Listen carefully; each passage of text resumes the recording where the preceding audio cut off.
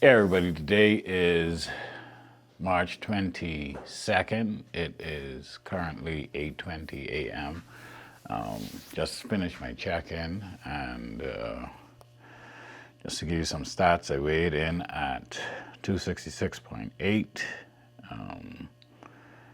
body fat at 21%, and my waist was 42.5, 0.25, and so that is actually an increase of 3.4 pounds from last week in weight, an increase in 0.5 in my waist, and 0.4% in my body fat. I know from like around Wednesday last week, my weight started going up for some reason. I got down to actually like 261. But after that, like it jumped 2 pounds and it's kind of been jumping. I think a part of it is, prioritizing sleep and trying to manage my stress a bit better. Because I, have been like checking the boxes, like doing the stuff, but then also the intensity in which I do the stuff. Like, yeah, I have been walking, but what is the level of intensity that I'm walking? And I have been training, but what is now the intensity? And so this week, and then too, yesterday, I'm sure quite a bit of that came from as well because I was kind of completely off my plan. Went to the chamber training. They had a buffet. Even though I didn't have the breakfast for lunch, I did have stuff that I wouldn't normally eat. And then I drank some wine last night, and I think that also spiked my insulin levels. And then I ate Wendy's last night coming home. So not super surprised, annoyed with myself, but it is what it is at this point. And so the goal is to prioritize sleep, to prioritize the intensity in which I train, and I still do want to finish the month off under 260. So like I want to start April 1st. Like that's ultimately what the goal is. I want to start April 1st, which is next week, Tuesday. I want to be in the 250s. So the plan is whatever I got to do to get there and make that happen. And under that, also prioritizing my water intake, make sure I'm drinking all my water. But that's what it is. So I got a week and change, just around 8 days to drop essentially 7 pounds. So that's the goal, and that's what I'm going to work towards today. I'm about to head out to go and walk the beach. DeKel is coming with me, and so it's going to be a nice beach walk. Then I'm going to eat breakfast, and then I am going to train. All right. When everybody, we are on the beach, getting this walk in. I feel like I'm on the wrong side. Why? I don't know. So, how was the experience last night at the Elevation Awards? That was your first time presenting an award? Like that? Yes. That was my first time. It was cool. And I think I was familiar with the script. I read it a couple times before. And once I saw the teleprompter in the audience and I saw like the size of the words, I felt a lot more comfortable too. I was like, I just don't want to be like squinting, trying to see it. And you said they were doing it Manually? Yeah, it looked like it wasn't like just running. Right. They kind of tried to match the cadence of how I was reading. Yeah, so they didn't move the script until I was actually starting to talk. I know that's how they do it in the news too. So somebody's be there actually like with a keyboard or control Yeah, look like they had someone like going down. automating or not like manually doing when it needed to move. It was cool. I mean, I think the fact that I was comfortable with it already made it. You could tell, like, I feel like you could tell people that weren't comfortable with the script. Do you think you could just read scripts off the cuff like that though? On I think so. I think it wouldn't feel as natural.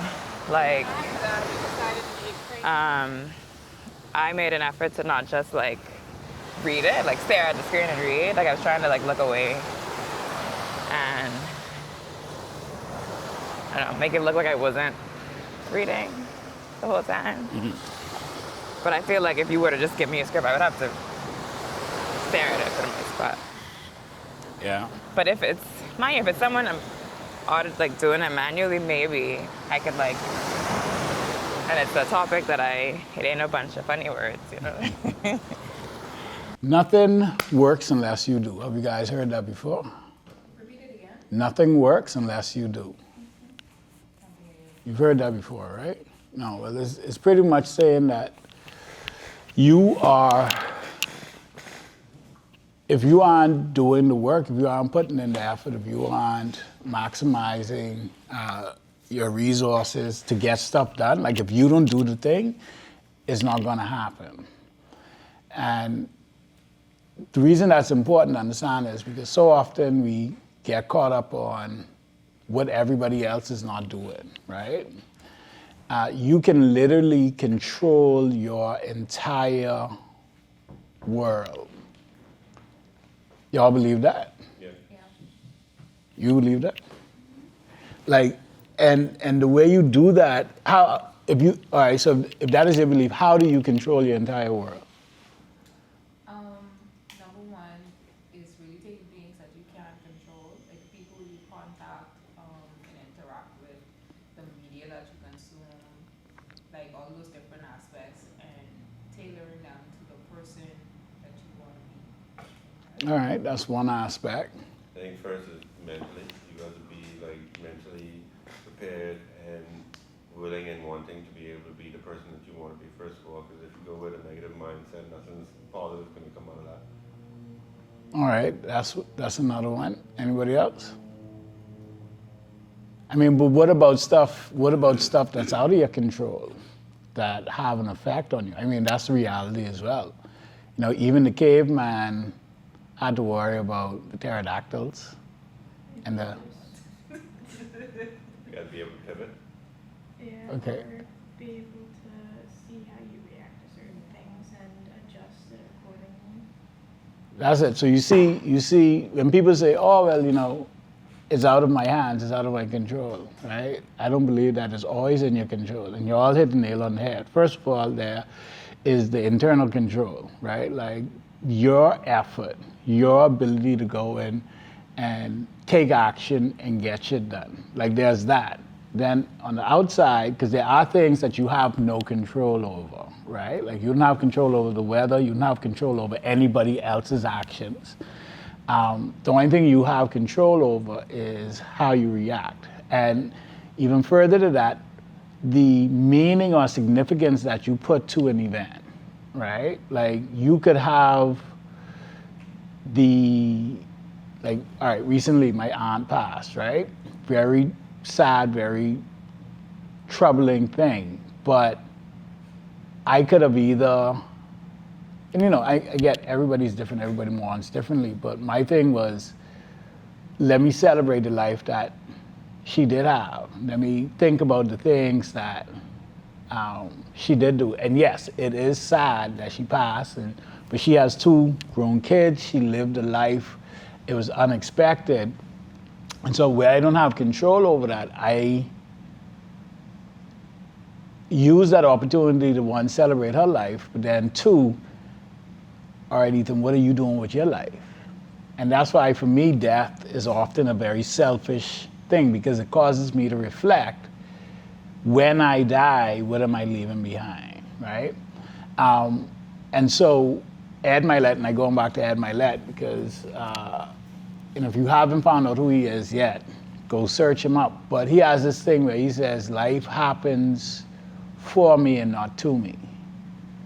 And really a situation can either have a positive effect or a negative effect on you depending on what meaning you and what lens you look at it through, right? And so that's, if you incorporate those things, if one, you're doing the things that are necessary, you are taking the action, you are doing everything within your control to get to where it is that you want to be, you can literally shape your environment, you can shape your life, like literally live a life by design.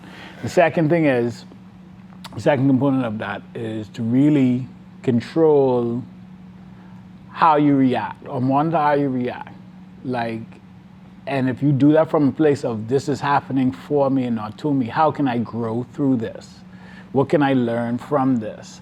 How can I use this to make it better? And so that's even a bit more profound and engaging than just approaching it with a positive mindset, because now you're taking this possibly very shitty situation, but making that conscious effort to use it to better yourself, right? And so therefore,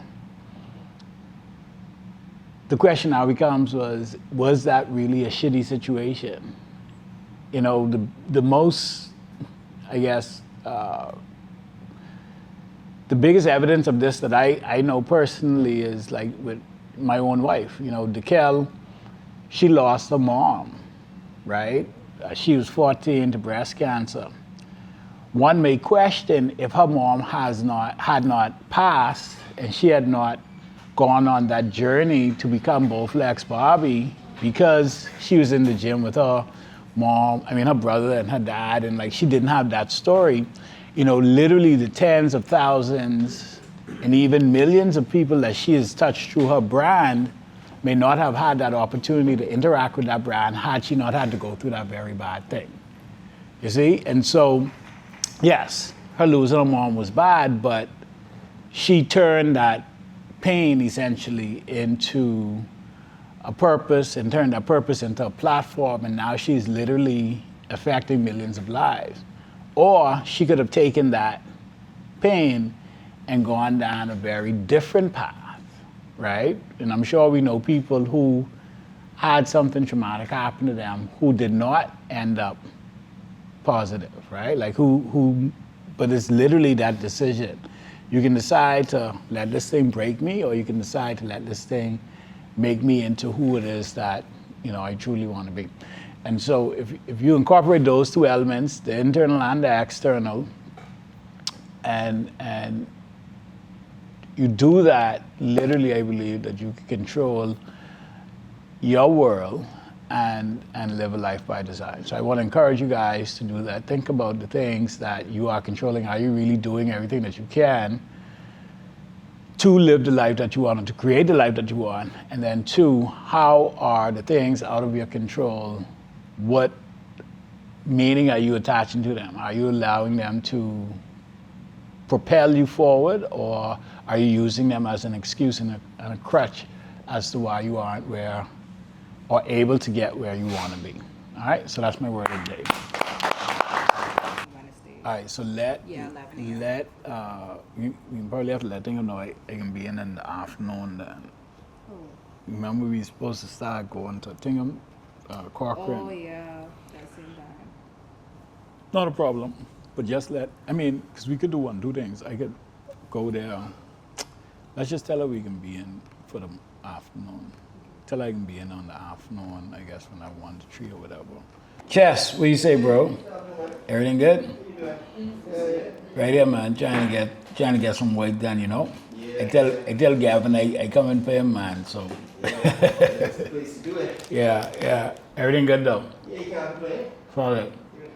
Hey guys, it's Tab, part of the VIL team over at Corcoran. So today we are doing our floor work and spending a little downtime at the CA Christie headquarters. And we have Ram here who is walking. Oh, you want to shut up?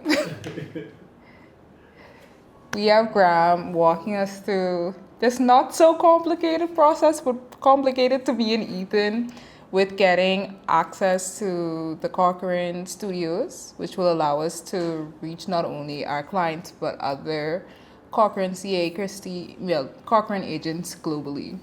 So yeah, this is something that we've been putting off for 6 months. We're finally getting there. Slow and steady wins the race, but this is gonna ultimately help us, building the BIL platform, sending out our newsletters, as well as getting a lot of different leads in the future. So that's what we're doing today. Yeah. What she said.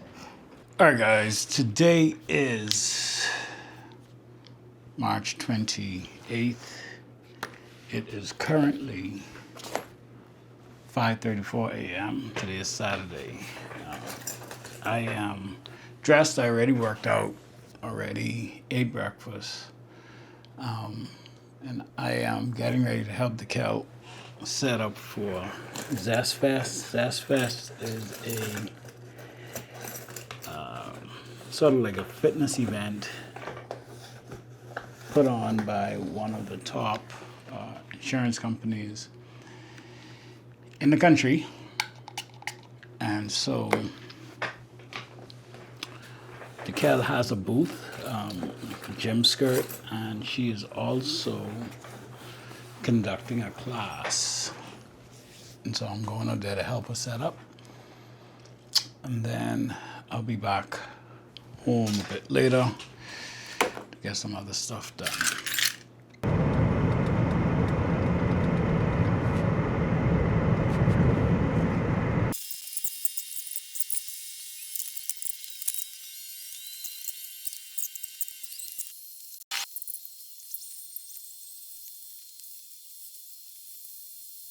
All right, guys, so we're still out here putting everything together. But I wanted to show you all this pepper. Every time I see you guys get stuff, I actually already bought my stuff. But some of the best, easily the best pepper infused seasonings I have ever tried. All Bohemian made. Good stuff. I ain't gonna lie, y'all 10 look good. This is the best 10 out here. No, like real talk, like I ain't just saying that. We had some help. Well, I hope you didn't just say it. No, like real, like it's legit. I mean, With the lights on, it's busting. I'm not gonna lie. you look legit, like. Look, you should come in and spend your money. I mean, y'all look, sad to say, but y'all look like, I wouldn't even say a real business. Y'all look like y'all take your business seriously. Like y'all made it like an investment in it.